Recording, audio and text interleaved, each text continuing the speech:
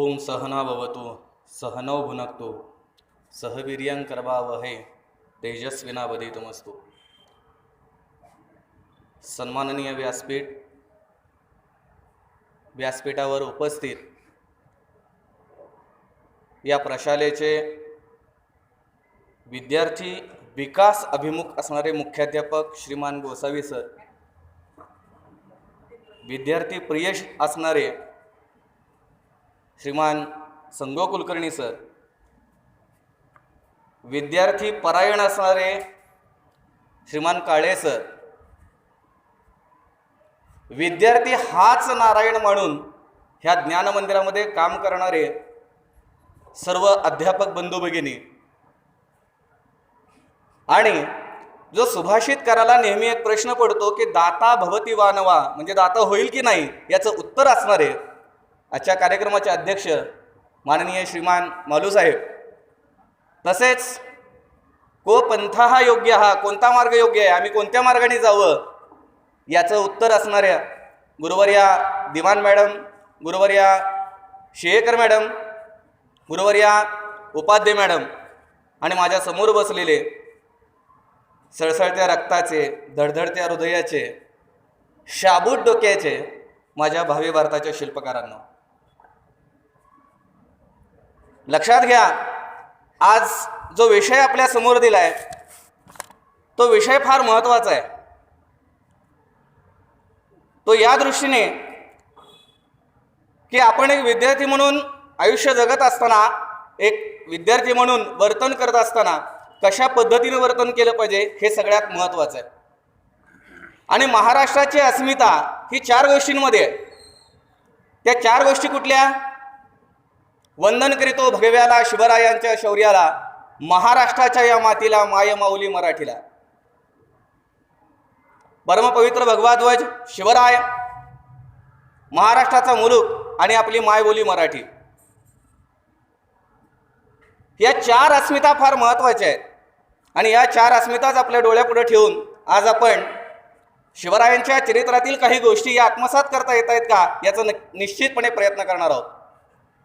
मला माहिती आहे मगाशी थोडासा पाऊस आला होता, काही तुषारकण आपल्या अंगावर पडत होते, कदाचित वारा पण येईल, माईक पण बंद पडेल, परंतु लक्षात घ्या आपण या महाराष्ट्राच्या मातीमध्ये जन्माला आलेलो आहोत, सह्याद्रीच्या कुशीत वाढलेलो आहोत, आणि उत्तम अध्यापकांच्या मार्गदर्शनाखाली आपण अध्ययन करत आहोत। त्या ज्ञानाचा, त्या विचाराचा, त्या शौर्याचा आणि त्या पराक्रमाचा वारसा लाभलेले आपण सर्व विद्यार्थी निश्चितपणे हलणार नाहीत, कुणीही वाकून बसणार नाही, कारण महाराजांनी ताट कणा आणि ताट बाणा हेच आपल्याला शिकवलेलं आहे। लक्षात घ्या, आग्र्याची सुटका हा जो विषय आहे हा सुरुवात होतो पुरंदरच्या तहापासून। मिर्झा राजे जयसिंगा, माझ्या मते आता सध्या संभाजी मालिका चालू आहे। हां बरोबर, पावती मिळाली। किती जणांच्या घरी केबल आहे? हां, नाही हो म्हणाले तेवढेच कळालं। या मालिकेमध्ये आपण हा भाग पाहिलेलाही असेल। कदाचित तुम्हाला असं वाटेल सर, जो भाग आम्ही टीव्हीवर पाहतोय, जो भाग आम्ही राजा शिवछत्रपतीमध्ये पण पाहिलेला आहे, जो भाग आम्ही शिवछत्रपतींच्या अनेक चित्रपटांमध्ये पाहिलेला आहे, तोच भाग आज आम्ही पुन्हा ऐकायचा का? आमचा वेळ पुन्हा तिथंच घालवायचा का? नाही नाही, लक्षात घ्या, एखादं कथानक समोर पाहणं आणि त्या कथानकातनं आपण शिकणं या 2 गोष्टी वेगळ्या आहेत। शिकणं म्हणत आहे कारण आपण विद्यार्थी आहोत, मी पुन्हा पुन्हा त्याच गोष्टीवर येतो। पुरंदरच्या तहामध्ये मिर्झा राजा जयसिंगा आणि छत्रपती शिवाजी महाराज यांच्यामध्ये झालेला हा तह की ज्याच्यामध्ये शिवछत्रपतींनी मिळवलेले 23 किल्ले आणि त्याखाली येणारा प्रदेश हा मिर्झा राजा जयसिंगा कडून मोगलांना दिला गेला। आणि याच वेळेस मिर्झा राजा जयसिंगाने जी दक्षिणेकडे स्वारी केली होती विजापूरकडे, त्या ठिकाणी त्याला फारसं यश आलं नाही, आणि त्यामुळं बादशहाच्या आदेशाने त्याला पुन्हा औरंगाबादला यावं लागलं। आणि या तहामध्ये एक अट निश्चित करण्यात आली की शिवछत्रपतींनी आग्र्याला येऊन बादशहांची भेट घ्यावी। विचारवंतांच्या दृष्टिकोनातून पाहत असताना या भेटीला वेगवेगळे पैलू आहेत, वेगवेगळे उद्दिष्ट आहेत, वेगवेगळे उद्देश आहेत, परंतु आपल्याला काही मोजक्या गोष्टी महत्त्वाने पाहायचं, प्रामुख्याने पाहायचे आहेत। कुठल्या गोष्टी आहेत? जायचंय कुठं? आग्र्याला। जाणार आहे कोण? शाबूत आहेत, डोकी शाबूत आहेत. जायचंय कुठून? राजगडावरून. म्हणजे महाराष्ट्रातून उत्तर प्रदेशमध्ये जायचंय. साधारणतः आजच्या घटिकेला विचार करत असताना 2000 किलोमीटरचा पल्ला हा पार करायचा आहे, तोही घोड्यावर बसून.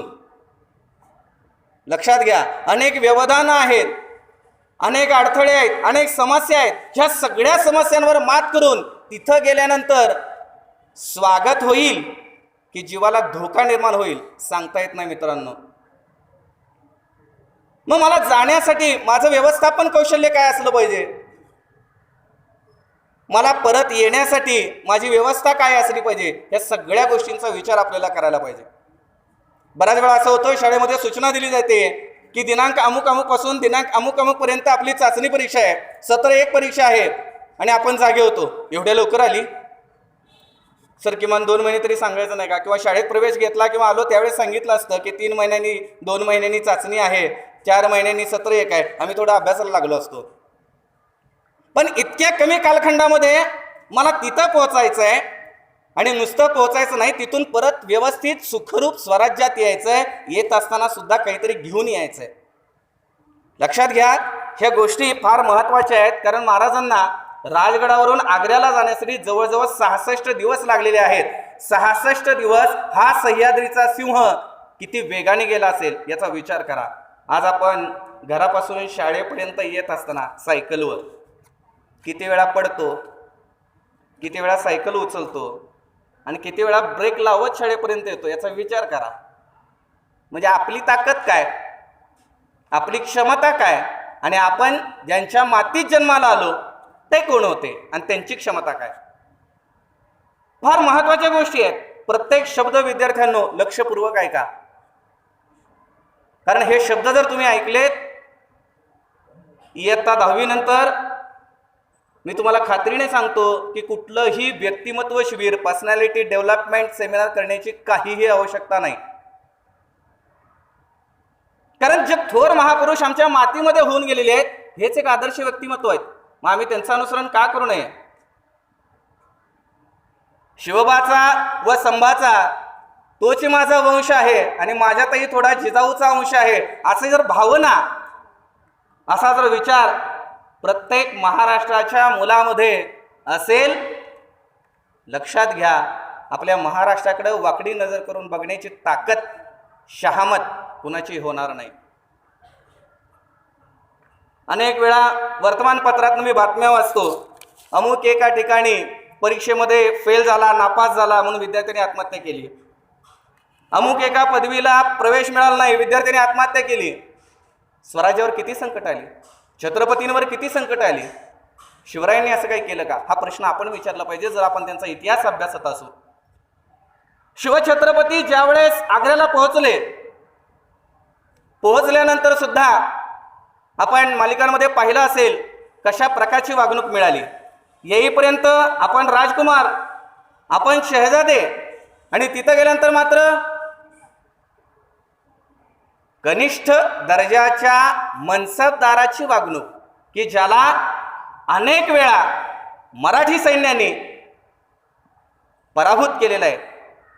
अशा वेळेस मात्र हा सिंह कडाडला, गरजला, आणि स्वतःची अस्मिता आणि स्वतःचा स्वाभिमान, 2 शब्द लक्षात ठेवा, अस्मिता आणि स्वाभिमान. आज आपण स्वतःचा स्वाभिमान आणि अस्मिता गमावत आहोत का तर आपण प्रसार माध्यमांना बळी पडत आहोत. हे मला प्रामुख्याने सांगायचं आहे. मगाशी एक प्रश्न केला, किती जणांच्या घरी केबल आहे, लगेच हात वर झाले. पण त्यातनं आम्ही किती मिळवतो याच्याबद्दल कधी स्वतःला प्रश्न विचारलाय का? आज मी शाळेमध्ये जातो, माझ्या आयुष्यातले 5 तास प्रतिदिन मी या शाळेमध्ये येतो. जाताना काय घेऊन जातो? जाताना माझ्या डोक्यारूपी पिशवीमध्ये काय असतं का, ज्ञानरूपी? हा प्रश्न स्वतःला विचारायला पाहिजे. प्रत्येक क्षण आणि क्षण आपण वेचत असताना, असं म्हणतात क्षणशः कणशश्चैव विद्यामार्थांचे साधेत, की विद्यार्थ्याने क्षणाक्षणाने विद्या मिळवावी, ज्ञान मिळवावं. आम्ही काय करतो? इतरांना दगड मारत बसतो. योग्य आहे का? योग्य आहे का? हा, चांगली गोष्ट आहे. निदान हे आपल्याला समजायला पाहिजे, मी जी कृती करतोय ती सत्कृती आहे की दुष्कृती आहे. आणि हा स्वाभिमान आपण जपला पाहिजे, ही स्वतःची अस्मिता जपली पाहिजे की मला माझ्या समाजामध्ये, मला माझ्या घरामध्ये, मला माझ्या दारामध्ये, मला माझ्या राज्यामध्ये, मला माझ्या माणसांमध्ये काहीतरी प्रतिष्ठा मिळवायची असेल तर तशा प्रकारचं ज्ञान हे मला मिळालं पाहिजे. आणि त्या दृष्टीने मी दररोज शाळेमध्ये जाणार आहे तेव्हा ते मिळवेन. हा स्वाभिमान आपण शिवाजी महाराजांकडनं शिकला पाहिजे. लक्षात घ्या, दरवेळेस आपण फक्त आग्र्याला महाराज जातात, आग्र्यामध्ये काय काय घडतं आणि आग्र्यातनं महाराज निसटतात, पेटाऱ्यातनं येतात, मिठाई वाटतात, हा सगळा कथाभाग आपण ऐकत असतो. ते परत परत सांगण्याची मला तर आवश्यकता वाटत नाही. कारण महाराष्ट्राच्या मातीत जन्माला आलेल्या प्रत्येक बालकास हे माहीत आहे, हे शिवचरित्र माहीत आहे, कारण ते त्याच्या रक्तातच आहे. लक्षात घ्या, पण हे रक्तात असलेलं शिवचरित्र काही वेळा जागृत करावं लागतं. त्याच्याशिवाय एक महापराक्रमी महापुरुष आपल्यामध्ये निर्माण होत नाही. हे कळायला पाहिजे विद्यार्थ्यांना. आपल्याला महाराजांना तिथे जी वागणूक मिळाली, ती वागणूक देण्याचं काय कारण होतं, हा सगळ्यात महत्वाचा एक भाग आपल्यासाठी विद्यार्थ्यांनो, की कुठल्याही राजाचा भर दरबारामध्ये दुसऱ्या राजाने अपमान करणे हा त्याचा साक्षात मृत्यू असतो. बघा, मी वाक्य पुन्हा एकदा सांगतो, कुठल्याही राजाने भर दरबारामध्ये अवमान करणे, अपमान करणे, अवहेलना करणे हा त्याचा जिवंतपणी मृत्यू असतो. आणि म्हणून बादशाने शिवछत्रपतींचा अवमान करण्याचा प्रयत्न केला, परंतु तो मृत्यू राजांना सहन झाला नाही. ते म्हणाले, एक वेळ मृत्यू पत्करीन पण अवमान नाही. आपण एक विद्यार्थी म्हणून काय करतो, आपल्याला शिक्षकांनी सांगावं लागतं, हे शांत बस रे, हे कळत नाही का रे, आमची बुद्धिमत्ता एवढी गहाण पडली आहे का की आम्हाला कोणीतरी सांगावं लागतं, तुला कळत नाही का, आमचे विचार एवढे कमी झालेत का की आम्हाला कोणीतरी सांगावं लागतं, असं का वागतोस, तुला हे कळत नाही का. विचार घ्या, ही भावना, ही प्रेरणा, ही कल्पना आपल्या मनामध्ये कुठेतरी रुजायला पाहिजे, भिनायला पाहिजे. त्याच वेळेस एक उत्तम व्यक्ती तयार होतो. अनेक वेळा विद्यार्थ्यांना 10वीच्या मौखिक परीक्षेमध्ये प्रश्न विचारला जातो किंवा त्यानंतर मुलाखतीलाही प्रश्न विचारला जातो, भावी आयुष्यात तू काय होशील. कुठून तरी कुणाच्या तरी मुलाखतीत ते ऐकलेलं असतं, मी या भारताचा एक उत्तम नागरिक बनण्याचा प्रयत्न करेन, बनणार नाही. प्रयत्न करेन का, बनणार, हो मी बनणारच, मस्ट बी. शिकलोय आपण मराठी इंग्रजी थोडं येतं, काय यांचं काम काय हे कळायला पाहिजे, या शब्दांचं प्रयोजन काय हे कळायला पाहिजे. लक्षात घ्या, हे महाराजांना सहन झालं नाही. महाराजांनी भर दरबारामध्ये त्या बादशाला, जे मोगल कालखंडाच्या इतिहासामध्ये कधी घडलं नाही, ते राजांनी करून दाखवलं. ते बादशाला पाठ देऊन तिथून निघून गेले. दरबार संपला, महाराजांना कैद झाली. या सगळ्या घटनेमध्ये हे एकूण जी पूर्ण घटना आहे आग्र्याची, ही 5 गोष्टींच्या भोवती फिरते मित्रांनो. कुठल्या त्या 5 गोष्टी, कुठले ते 5 घटक आणि कोण आहेत हे 5 व्यक्ती. 1, मिर्झा राजा जयसिंगा, ज्यांनी पुरंदरचा तह केला आणि राजांना आग्रा भेटीसाठी आग्रह केला. 2, त्याचा मुलगा रामसिंग, की ज्यांनी शिवाजी महाराजांच्या आग्र्यातल्या सुरक्षिततेची पूर्ण जबाबदारी घेतली. 3, स्वतः बादशाह, की ज्याला शिवछत्रपतींना काही ना काहीतरी करून ठार मारायचं होतं, की जेणेकरून दख्खनचं राज्य हे आपल्याला हस्तगत करता येईल. 4, कैदेत असताना महाराजांवर डोळ्यात तेल घालून पहारा करणारा फौलाद खान. बघा, हे खान मंडळी फार अवघड आहे सगळ्या गोष्टी. अफजल खान, शाहिस्ते खान, त्यानंतर हा फौलाद खान, आणि आता तुम्ही दररोज बघणारे शाहरुख खान आणि सलमान खान. कुणावर किती विश्वास ठेवायचा तुम्ही बघा. त्यावेळेस ते तेच करत होते, आता हेच करतायत. हे जाणीवपूर्वक बोलतोय, कारण आपण वर्तन कसं करावं आणि आपल्या वर्तनाचा येणाऱ्या भावी पिढीवर काय परिणाम होईल, त्यांच्या वर्तनावर काय परिणाम होईल, त्यांच्या भविष्यावर काय परिणाम होईल, हे आजचा एकही अभिनेता करताना दिसत नाही. आणि म्हणून आमचा समाज आणि आमची विचारधारा ही कुठेतरी बिघडताना दिसत आहे. लक्षात घ्या. त्यामुळे या सगळ्या गोष्टींपासून कुठंतरी स्वतःला सांभाळण्याचा प्रयत्न करा. 5वी गोष्ट आहे बक्षी. ही व्यक्ती की जी बादशहाचा तत्कालीन थोडासा सचिव अव्वल दर्जाचा कारकून, की आज मंत्रालयामध्ये खासदार पदाच्या लेवलनी ज्यांची कामकाजाची पद्धती असते असा तो बक्षी. आणि 6वं सगळ्यात महत्त्वाचं रामदासी मठ. माझं आडनाव रामदासी म्हणून सांगत नाही. तत्कालीन स्थितीमध्ये संपूर्ण भारतवर्षामध्ये 1100 रामदासी मठ होते. का स्थापन केली? कशासाठी? का बाबा रामदेव त्यांनी ते आपलं पतंजली स्टोअर चालू केल्यासारखे आपल्या प्रत्येक ठिकाणी रामदासी मठ स्थापन करायचे का? परदेशी कंपन्यांना फाईट करण्यासाठी? असं नाही. ही एक गुप्तचर यंत्रणा होती की जे 1100 मठ होती आणि रोज रात्री 11:11 संपूर्ण देशामध्ये काय चाललंय हे या मठांमध्ये कळत होतं. आणि या मठांमधला संदेश बघा, व्हॉट्सअपपेक्षा फास्ट मेसेज जायचा. यंत्रणा पाहिजे, गुप्तचर यंत्रणा पाहिजे. शत्रूला कळलं नाही पाहिजे की त्याची बातमी आपल्याला काय लागली. नाहीतर आपल्याकडे आजकाल काय होतं माहिती का, आपण शत्रूला खरं बोलतो आणि आपल्या माणसांना खोटं बोलतो. एखाद्या घरामध्ये चोरी होते, शेजारचा फोन करून सांगतो, ओ शेजारी चोरी झालेली आहे. तिकडनं पोलीस येतात टॅ टॅ टॅ टॅ करत. ते आवाज आला की चोर पळून जातात.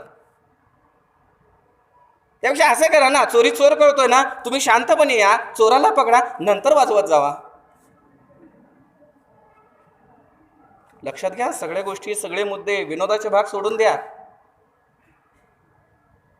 ह्या ज्या एकूण असणाऱ्या 6 गोष्टी आहेत ह्या फार महत्वाच्या आहेत. कारण सांगतो, मिर्झा राजा जयसिंग आणि रामसिंग हे राजपूत होते, त्याचप्रमाणे ते शिवभक्त होते आणि याच गोष्टीचा महाराजांनी फार मोठा फायदा करून घेतला आणि त्याचप्रमाणे ते निष्ठावंत आणि प्रामाणिक होते. त्यानंतर बादशहा हा अतिशय क्रूरकर्मा होता की जो येणं प्रकारेनं कोणत्याही कारणाने शिवाजी महाराजांना ठारच करायचं हाच मनसुबा धरून बसलेला होता.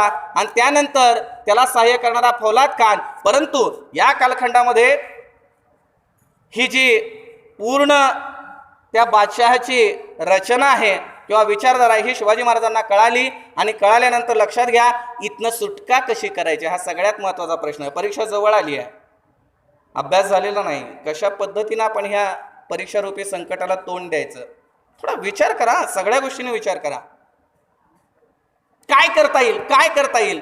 महाराजांनी आजारपणाचं सोंग घेतलं. कृष्णाष्टमी जवळ आलेली आहे, पेटाऱ्यांमधनं साधू संतांना, फकीरांना मिठाई वगैरे वाटावं वगैरे ह्या सगळ्या गोष्टी झाल्या. पण हे करत असताना अशा प्रकारची अनुमती प्राप्त करण्यासाठी कोण पाहिजे? फक्त बादशाह नाही, बादशाचं मन वळवणारा त्याचा कारकून पाहिजे अव्वल दर्जाचा, तो बक्षी.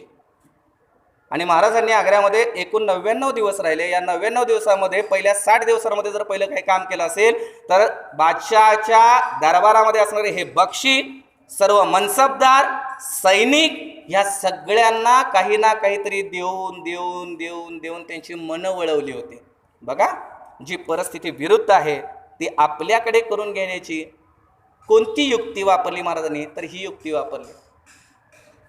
म्हणजे नकारात्मकतेतून सकारात्मकतेकडे कसं जायचं हे महाराजांनी या घटनेतनं शिकवलं. आणि मग याच कालखंडामध्ये ज्यावेळेस महाराजांना लक्षात आलं की आपल्याला आता निघायला पाहिजे, हीच योग्य वेळ आहे. पण आपण निघून गेलो म्हणजे झालं का? आपल्याबरोबर जे काही 2400 सैन्य आलेलं आहे, सैनिक आहे, हा फौजपाट आहे, याचं काय करायचं? नाहीतर आपण निघून गेलो, बाकीचे मरेनात का? काय करायचं? शाळा सुटली, मी पुढं, बाकीचे पडनात का? नाही, मी असं जाईन की मी तर सुरक्षित जाईनच, पण माझ्याबरोबर माझ्या मित्रालाही घेऊन जाईन. सारे भारतीय माझे बांधव आहेत, सकाळी म्हणलंय मी. कळतंय ना? हा, चांगली गोष्ट आहे. मग यासाठी शिवाजी महाराजांनी एक फार चांगली युक्ती लढवली. सांगितलं, मी आजारी आहे, आता माझा बहुतेक इथंच मृत्यू होणार, या लोकांना इथं ठेवून काय करू? मी मरेन, हे मरण्यापेक्षा जाऊ दे, आपलं बीवी बच्चेवाले आहे, जाने दो. पण बादशाह ऐकायला तयार नव्हता. त्यावेळेस बक्षीशी मदत घेतली. बक्षी म्हणाला, काय करायचं यांना ठेवून? बरं झालं गेले तर राजा एकटा सापडा, कुठून मारू लेकाच्याला. बादशाला पण पटलं, बरोबर आहे. 2400 परवाने त्या बक्षीने तयार करून दिले. त्या काळात फोटो नव्हते, त्यामुळे नुसता परवाना. 2400 परवाने तयार करून घेतले. त्यात स्वतःचाही एक बनावट परवाना तयार करून घेतला आणि याच्यामध्ये पहिल्यांदा सैन्य पुटप, तुम्ही चला तर मी आलोच. आणि ज्या वेळेस प्रत्यक्ष आग्र्यातून सुटका करून घेण्याचा दिवस होता. तो ठरवायचा कसा? साधं सोपं आहे सर. कुठल्या तरी ज्योतिषाला बोलवायचं, पंचांग बघायचं, टायमिंग बघायचं, मुहूर्त बघायचं, त्यावेळेस निघायचं. नाहीतर ऑलरेडी अगोदर बुकिंग करायचं. इतकं सोपं नाही. महाराजांनी तत्कालीन तिथं असणाऱ्या दिल्ली शहराचा विचार केला होता, बादशहाचा विचार केला होता, त्याच्या धर्माचा विचार केला होता, त्याच्या धार्मिक कृत्याचा विचार केलेला होता की कोणत्या वेळेस, कारण जरी शिवाजी महाराज दरबारात जात नसतील तर संभाजी महाराज दररोज दरबारात जात होते.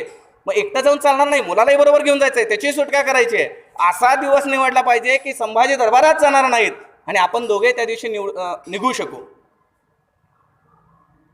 मग दिवस होता जुम्म्याचा, की ज्यावेळेस शुक्रवार बादशाह नमाज पढण्यासाठी जाणार होता. अव्वल मनसबदार नमाज पढण्यासाठी या मशिदीत जाणार होते. वेळ सायंकाळची 4 ते 7, शुक्रवार 17 ऑगस्ट 1666. आणि महाराज तिथून निघाले. परंतु ह्या निघत असताना अजून एक गोष्ट झालेली आहे, ती फार महत्वाची आहे, लक्षात घ्या.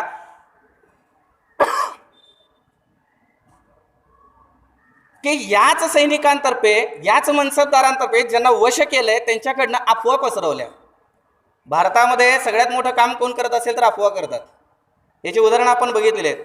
मग त्यामध्ये काय, शिवाजी महाराज गुप्त होऊ शकतो, शिवाजी 15 फूट उंच उडू शकतो, तो कुठेही जाऊ शकतो, कुठूनही येऊ शकतो. काय भूत होता का?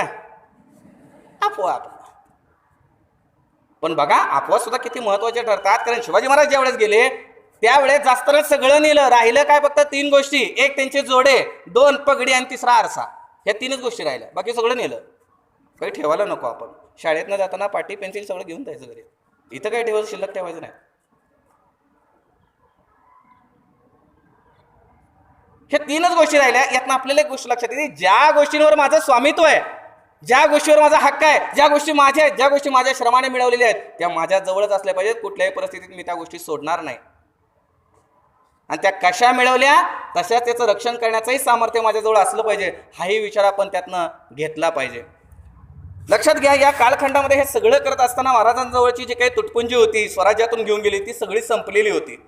आणि हे संपल्यानंतर आता काय करायचं, जातानाची व्यवस्था काय? ह्या मनसबदारांना तर खुश ठेवणं गरजेचं आहे, बक्षीला पण पेमेंट पोहोचलं पाहिजे. काय करायचं? त्यावेळेस रामसिंगाकडनं महाराजांनी जवळजवळ 67,000 कर्ज घेतलेलं होतं. आणि या कर्जातून त्यांनी त्या ठिकाणी असणारे हे सैनिक, मनसबदार, बक्षी इथपर्यंतची सगळी व्यवस्था पूर्ण केलेली होती. आणि नंतर हे पैसे राजगडावरून जिजाऊंकडून अदा करण्यात आले. या संदर्भातला एक सगळ्यात महत्त्वाचा उल्लेख आपल्याला सापडतो तो राजस्थानमध्ये एक कागद आहे की ज्याची लांबी ही 22 फूट आहे आणि रुंदी 1.5 फूट आहे. पार्शियन भाषेमध्ये लिहिलेला हा लेख अजूनही आहे. तुम्हाला पाहायचं असेल, ABP माझाची क्लिप यूट्यूबवर अवेलेबल आहे. आग्र्याहून सुटका सर टाकलं, 45 मिनिटांची क्लिप आहे, त्यावर तुम्हाला ते पाहायला मिळेल. मी भाग्यवान आहे, मला पाहायला मिळालं, तुम्हीही भाग्यशाली व्हा ते पाहून. कारण त्या कालखंडामध्ये असणारी लेखनशैली, त्या कालखंडामध्ये केलेला युक्तिवाद, आणि दुसरी एक सगळ्यात महत्त्वाची गोष्ट होती की जी महाराजांची त्या कालखंडामध्ये केलेली जी स्वातंत्र्य संग्रामामध्ये सावरकरांना उपयोगी पडली. कोणती गोष्ट होती? आपण नेहमी ऐकतो की महाराजांनी ते आजारी पडल्याचं नाटक केलं वगैरे. महाराज आजारी पडले म्हणल्यानंतर बादशाह काही मूर्ख नव्हता, त्यांनी हाकीम पाठवला दवा देण्यासाठी. मग शेकोटी पेटवायची, त्याच्याजवळ जायचं, ऊब घ्यायची, स्वतःचं अंग गरम करायचं आणि मला ताप आला हे दाखवायचं. आणि हे करत असताना मात्र लक्षात घ्या, नाटक करता आलं पाहिजे. तुमच्या शाळेत तर फार छान नाट्यकर्मी असे शिक्षक शिक्षिका आहेत, नक्की शिकून घ्या, भावी काळामध्ये उपयोगाला ठरेल. लक्षात घ्या. तर हे करत असताना मात्र महाराजांनी वारंवार त्या ठिकाणी पत्र पाठवली बादशाहला, आता काय मला बरं नाही, किल्ल्यांवरचा ताबा सुटलेला आहे, हे सगळं तुम्हीच घ्या, माझ्याकडे काय राहिले, अशी वारंवार पत्र पाठवली. याचा अर्थ काय? शिवाजी महाराज शरण गेले बादशाहला? नाही. पण हाच जो मुद्दा आहे नीट लक्षात घ्या. जे 8वीला विद्यार्थी असतील त्यांना भारताचा इतिहास आहे, त्याच्यामध्ये स्वातंत्र्यवीर सावरकरांबद्दल लिहिलेलं आहे. सावरकर ज्यावेळेस अंदमानाच्या कोठडीत होते, त्यांना जन्मठेपेची शिक्षा झाली, त्यावेळेस सावरकरांनी ब्रिटिशांना अशी पत्र लिहिलेली आहेत, आता काय मी आजारी पडलोय, राजकारणात मला काही रस नाही, आता वृद्ध पण आले, मला इथून सोडा, भारतात न्या, मी घरी आपल्या परिवाराबरोबर राहीन. पहिल्यांदा अंदमानातनं काढा तरी, भारतात आणा तरी, तिथं गेल्यानंतर बघू की काय करायचं ते.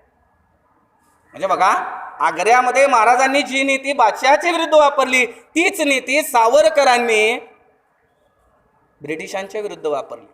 लक्षात घ्या, भूतकाळ हा अशा पद्धतीनं वर्तमानासाठी उपयोगी असतो आणि भविष्याचा वेध घेणारा ठरतो. म्हणून इतिहासाचा अभ्यास हा आपल्याला करावा लागतो. उगीच नाही अशा प्रकारचा कार्यक्रम आपण करत, किंवा उगीच नाही अशा प्रकारचं व्याख्यान आपण ऐकत. लक्षात घ्या, या कालखंडामध्ये ह्या ज्या गोष्टी घडल्या, ह्या सगळ्या गोष्टी घडल्यानंतर ज्यावेळेस महाराज निघाले बघा, आपण साधारणतः आपलं घर आणि आपली शाळा यातला जो रस्ता असतो हा नित्याचा ठरलेला असतो. या रस्त्याने यायचं आणि याच रस्त्याने जायचं. का? पप्पांनी सांगितलंय, आईने सांगितलंय. त्याच पद्धतीनं जे सैन्य बादशहाचं दक्षिणेकडे नेहमी यायचं, लक्षात घ्या, तो रस्ता हा नित्याचा होता. परंतु तरी देखील आग्र्यावरनं सुटल्यानंतर सुद्धा महाराजांनी तो रस्ता वापरला नाही. महाराज आग्र्यावरून निघाले ते मथुरेला, मथुरेतनं ते पुढे जगन्नाथपुरी, वाराणसी, त्यानंतर कर्नाटक, गोवा, कोकण या पद्धतीने आले. असं का? वाईमार्गे सातारा कशासाठी? असं का येत असताना असं का? काय कारण? कारण नित्याच्या मार्गाने चाललो आपण. शाळेतनं लवकर घरी गेलो नाही, बाबा त्याच रस्त्याने आपल्याला उडकत येतील. त्याबरोबर रोज याच रस्त्याने जातो. बघा किती साधी सायकोलॉजी, किती महत्वाची. मग बादशाचं सैन्य पण त्याच रूटने येईल, मग त्याला तर आपण सापडले नाही पाहिजे. आणि या दरम्यान एक दोन गोष्टी फार महाराजांनी छान केल्या. तुमच्या माहितीसाठी सांगतो की एखादी गोष्ट साध्य करायची असेल तर आपण सुद्धा असं प्री प्लॅनिंग आणि एक पॅरलल व्यवस्था ही आपल्याला करावी, समांतर व्यवस्था आपण करायला पाहिजे. त्या दोन गोष्टी आहेत, जे मगा मी सांगितलं रामदासी मठ, आणि दोन आग्र्यामध्ये भेटलेला एक मराठी कुंभार. त्याला सांगितलेलं तुम्हाला माहितीच आहे की दिवसा दूर करायचा, रात्री जाळ करायचा. का तर वाऱ्याची दिशा काय, मला कुठल्या दिशेने जायचं आहे हे कळलं पाहिजे. आणि दोन, रामदासी मठांमध्ये सगळ्या अशा प्रकारचा संदेश दिलेला होता की तुमचे जेवढे काही रामदासी आहेत रोज घोड्यावरनं इकडे तिकडे उगीच आपलं फिरवायचे, काहीतरी कार्यक्रम झालाय म्हणून लाडू प्रसाद वाटायचा, हे काम करा. का बरं? महाराज तिथून ज्यावेळेस बाहेर पडतील त्यावेळेस ते भगवे कपडे घालतील, संन्यासाचा साधूचा वेश धारण करतील, आणि ते सुद्धा घोड्यावरनं जात असताना त्यांना वाटेल अरे रामदासी आलाय, काहीतरी लाडू देईल, आपल्याला खायला मिळतील, जाऊ दे. कुणीही अडवणार नाही, जकात वसूल केली जाणार नाही, चेकिंग होणार नाही, आधार कार्ड मागणार, पटलं, चला पुढे. ही व्यवस्था केल्यामुळं लक्षात घ्या की या मार्गाचा जरी समजा तो एकूण मार्ग होता 1600 मैलांचा, आणि यासाठी महाराजांना 40 दिवस लागले. 40 दिवस घोड्यावर बसून एक माणूस प्रवास करतोय. 40 दिवस आपल्याला दररोज 1 तास अभ्यास होत नाही. म्हणायचं का मग शिवबाचा आणि संभाचा तोच माझा वंश आहे, माझ्यातही थोडा जिजाऊचा अंश आहे, म्हणायचं का? होय की नाही? हो. दररोज आपण करतो का अभ्यास? चांगली गोष्ट आहे. लक्षात घ्या, तर अशा पद्धतीनं हा रूट निवडला. पण इथं एक गोष्ट महत्वाची झालेली आहे. महाराजांनी एक गोष्ट केलेली होती, ते म्हणजे संभाजी महाराजांच्या बाबतीत की कदाचित शत्रू सैन्याच्या आपण तावडीत सापडले तर सापडलो, परंतु आपलं उत्तरदायित्व असणारा संभाजी हा बादशाला सापडला नाही पाहिजे. म्हणून त्यांनी मथुरेमध्ये मोरोपंत पेशव्यांची बहीण काशीपंत यांच्या मुलाला म्हणजे कृष्णाजी पंताला दिलेली होती. त्या कृष्णाजी पंताच्या घरी संभाजी महाराजांना ठेवलं, आणि नुसतं ठेवलं नाही तर त्या कृष्णाजी पंतांना सांगितलं की हा माझा मुलगा, याला आपले रीतरिवाज शिकवा, कसे बसावे, कसे बसावे, बघा कसे बसलेत, कसे वागावे, कसे व्यवहार करावे, हे सर्व रीतरिवाज आपण आपल्या ठाई शंभूराजे असेपर्यंत हे सर्व शिकवा. म्हणजे बघा, आपत्तीमध्ये असताना सुद्धा, विपत्तीमध्ये असताना सुद्धा, संकटात असताना सुद्धा एक जाणकार पिता आपल्या मुलाच्या संदर्भात अध्ययनाबद्दल, तुमच्या भाषेत स्टडीबद्दल किती जागृत आहे. आणि आपण लाईट गेली त्यामुळे अभ्यास झाला नाही सर, मार्क कमी पडले. अरे काहीतरी दिवा लावायचा, काहीतरी पणती लावायची, काहीतरी समई लावायची, अभ्यास करायचा. लक्षात घ्या, प्रत्येक परिस्थितीवर या पद्धतीने आपल्याला मात करता आली पाहिजे. आणि ह्याच गोष्टीचा लक्षात घ्या, पुढे गेल्यानंतर महाराजांनी राजगडावर ज्यावेळेस पोहोचले, या गोष्टीचा जास्त प्रसार होणे, प्रचार होणे म्हणून असं सांगितलं, असं जाहीर केलं की संभाजी महाराज येताना गेले, शत्रू सैन्याला सापडलं, शत्रू सैन्याने त्यांना ठार मारलं आणि म्हणून त्यांनी त्यांचं श्राद्धकर्मही करून टाकलं. आणि हे करत असताना महाराज म्हणत होते की सगळ्यांना माझ्यातला राजा दिसतो, सगळ्यांना माझ्यातला धुरंधर सेनानी दिसतो, सगळ्यांना माझ्यातला धुरंधर व्यक्ती दिसतो, परंतु या अंतःकरणात एक बाप आहे आणि त्याच्याही डोळ्यातनं कधीतरी पाणी येऊ शकतं, हे मात्र कोणाला दिसत नाही. लक्षात घ्या, हा पॉईंट फार महत्त्वाचा आहे की आपल्या वडिलांना आपल्याकडनं किती अपेक्षा असतात आणि आपण काय करतो.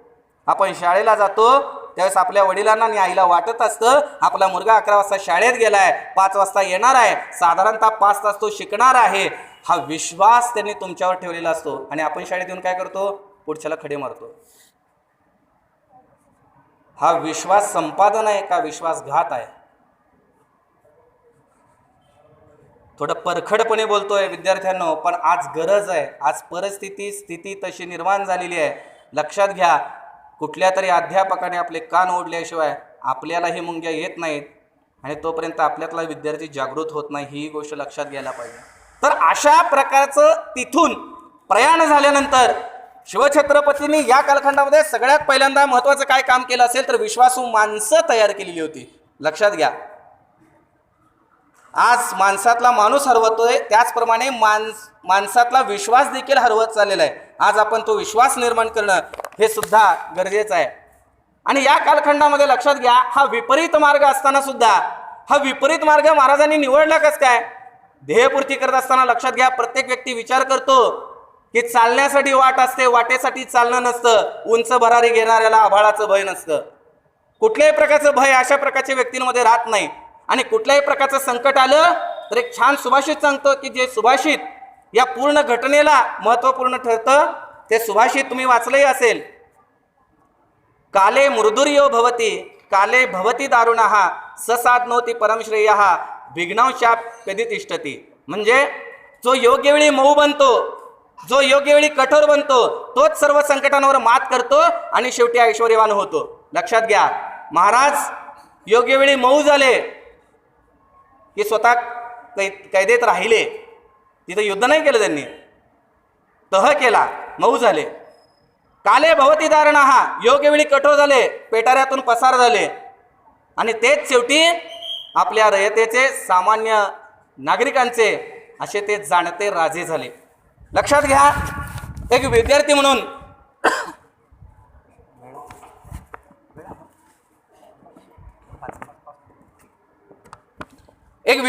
अध्ययन करत असताना, एक विद्यार्थी म्हणून अभ्यास करत असताना या सगळ्या घटनेचा असा विचार आपण केला पाहिजे. कारण अनेक वेळा इतिहास आपण ऐकतो, इतिहास पाहतो, पण इतिहासातून काय शिकलो, इतिहासातून मी काय घडलो, हाही प्रश्न आपण कुठेतरी विचारायला पाहिजे.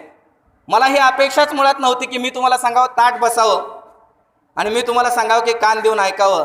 कारण का, माझ्या राजाचं चरित्र जर सांगणार असेल, जर तानाजीसारखा एखादा म्हणत असेल की माझा राजा लढायला जावं आणि आम्ही मात्र वरबाप म्हणून मिरवावं, हे आम्हाला शोभत नाही, ही वृत्ती आमच्यामध्ये का जागृत होत नाही, हा प्रश्न प्रत्येक विद्यार्थ्याने आपल्याला विचारला पाहिजे, स्वतःला विचारला पाहिजे.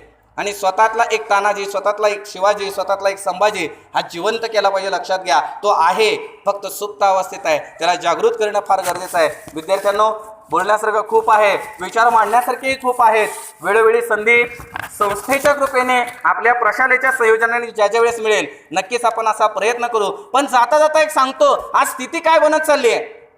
एखादा विद्यार्थी शिकतो, मोठा होतो, स्वतःची ऐहिक सुख पाहतो, त्याला भारत माझा देश आहे हे विसरलेला असतो, वंदे मातरम विसरलेला असतो, प्रत्येकाची सौजन्याने वागेन विसरलेला असतो, शिवरायांचं स्त्रीविषयक धोरण हे विसरलेलं असतो. म्हणून आजची वर्तमानपत्र उघडून जर बघितली तर मनाला प्रश्न पडतो, हाच का तो शिवरायांचा असणारा जिवंत ज्वलंत अशा प्रकारचा महाराष्ट्र, आणि त्यातच आम्ही जन्माला आलो आहोत का? म्हणून ही गरज आहे की स्वतःतला शिवाजी निर्माण करा, स्वतःतला संभाजी जागृत करा आणि त्याच वेळेस पुन्हा एकदा हा गौरवशाली महाराष्ट्र घडू शकेल. त्यागवादी संस्कृती असणारा आपला महाराष्ट्र भोगवादी संस्कृतीकडे वळत आहे. शिक्षण घ्यायचं, मोठ्या नोकऱ्या स्वीकारायच्या आणि परदेशात जायचं आणि स्वतःची ऐहिक सुख भोगत बसायची. त्यावेळेस असं वाटतं व्हिसा स्टॅम्प झाल्यावरती एकच धावपळ उडून गेली. व्हिसा स्टॅम्प झाल्यावरती एकच धावपळ उडून गेली. भवितव्यांच्या स्वप्नांनी रे तहान भूक हरवून गेली. भेटी झाल्या, खरेदी झाली, बॅग सुद्धा भरून झाली. भेटी झाल्या, खरेदी झाली, बॅग सुद्धा भरून झाली. सारख्या सूचना देता देता आईची धांदल उडून गेली. तासामागून तास गेला, तासामागून तास गेला. फ्लाईटची वेळ जवळ आली. मग निरोप द्यायला विमानतळावर सवंगड्यांनी गर्दी केली. कौतुक आणि काळजी तुझ्या बाबांच्या चेहऱ्यावर दिसून आली.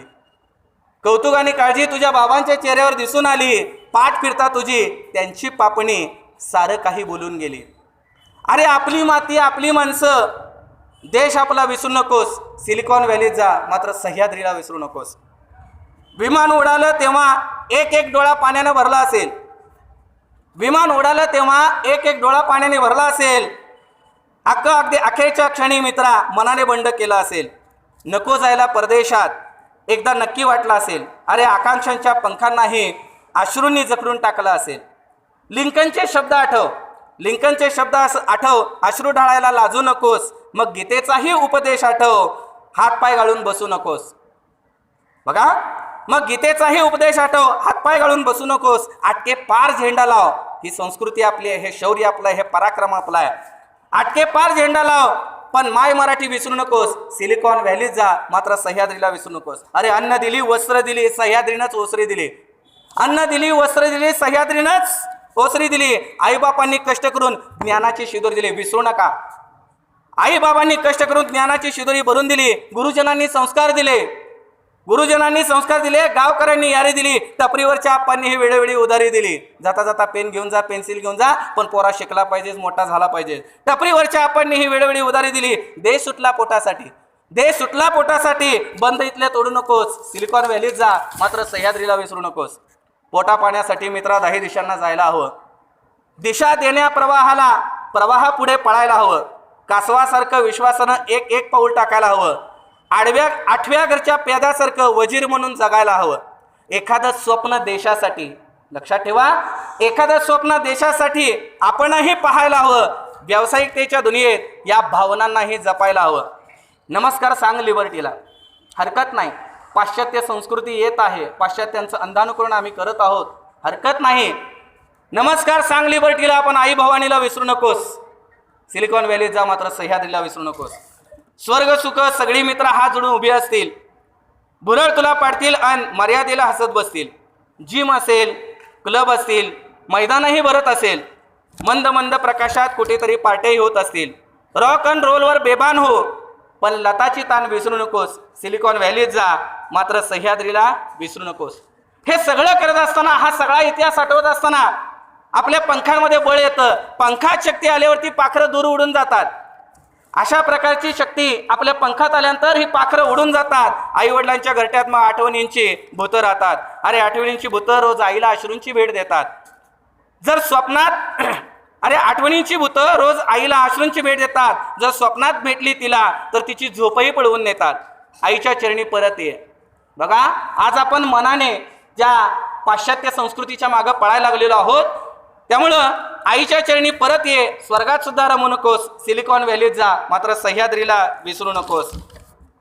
सह्याद्रीच्या कुशीत मित्रा मोठी रत्ने होऊन गेली. छत्रपतींपासून आपल्या वसंतदादांपर्यंत असे अनेक क्रांतिकारक असतील, अनेक थोर महापुरुष असतील. सह्याद्रीच्या कुशीत मित्रा मोठी रत्ने होऊन गेली. देशासाठी नरदुर्गांनी सर्वस्वाची होळी केली. आपल्याला ज्या सह्याद्रीनं विश्वास दिला, प्रेरणा दिली, त्याचीच मांडी आज कार्य फुटक्या कासांनी भरून गेली. असेल देश गरीब आपला, असेल देश गरीब आपला, कचरा म्हणून हिणवू नकोस. सिलिकॉन व्हॅलीत जा, मात्र सह्याद्रीला विसरू नकोस. अटलजींचे शब्द आठव, अटलजींचे शब्द आठव. टाटा बिर्लाची जादू आठव. सावरकरांचा त्याग आठव. मग गावचा ओसाड भाग आठव. गावचा गोवर्धन उचलू मित्रा, गावचा गोवर्धन उचलू मित्रा. अख्खा देश हलवू मित्रा.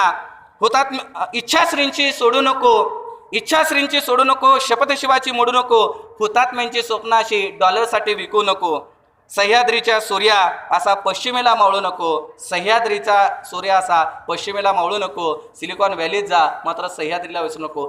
ही कथा, ही कविता सांगण्याचं प्रयोजन माझं महत्वाचं आहे की आज आपण मनाने पाश्चात्य व्हायला लागलोय, आपण विचारांनी पाश्चात्य व्हायला लागलोय, पण कुठंतरी स्वदेशासाठी, स्वराष्ट्रासाठी, स्वमातीसाठी, स्वभूमीसाठी, माझ्या शाळेसाठी, माझ्या गावासाठी, माझ्या घरासाठी, माझ्या बांधवांसाठी कुठंतरी मी त्याग केला पाहिजे, कुठंतरी मी विचार जपायला पाहिजेत, कुठंतरी माझं सामर्थ्य हे वेचायला पाहिजे. आणि माझ्या अशा प्रकारच्या सामर्थ्यातून, माझ्या विचारातून लक्षात घ्या की माझा देश हा कसा गौरवशाली बनेल, कसा सामर्थ्यशाली बनेल, याचाही विचार आपण कुठंतरी केला पाहिजे. विद्यार्थी मित्रांनो, मगाशीच म्हणल्याप्रमाणे अनेक गोष्टी आहेत, अनेक उपदेश आहेत, अनेक सल्ले आहेत की जे एक विद्यार्थी अवस्थेमध्ये